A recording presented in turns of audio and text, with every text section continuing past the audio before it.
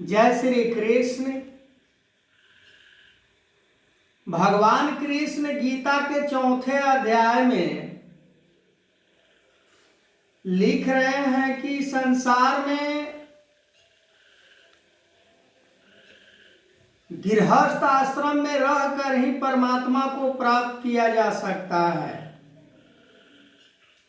बाकी किसी योग से परमात्मा को प्राप्त नहीं किया जा सकता है। ये गीता का साफ है, घोषणा है, आदेश है।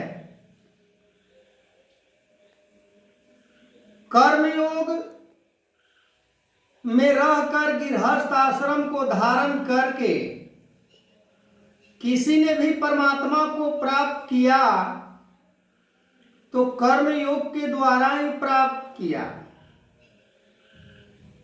ज्ञान योग के बारे में अर्जुन भी भगवान कृष्ण को दलील दे रहे थे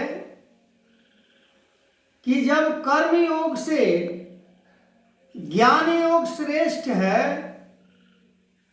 तो हमें फिर ऐसे कर्मों में क्यों आप लगा रहे हो जिस कर्म को करने से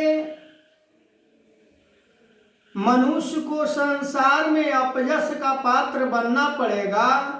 ऐसे कर्म को हमें क्यों समझा रहे हो। भगवान कृष्ण समझाते हैं अर्जुन को कि ज्ञान योग और कर्म योग जो हम तुम्हें कह रहे हैं उस बात को तुम्हें मानना पड़ेगा। तुम्हारे लिए यही श्रेष्ठ है, तुम्हारे लिए यही भक्ति का मार्ग है। इससे यदि तुम विमुख हो जाते हो तो ज्ञान योग में तुम्हें रहकर भी परमात्मा की प्राप्ति नहीं होगी। तब अर्जुन कर्म योग के बारे में समझते हैं।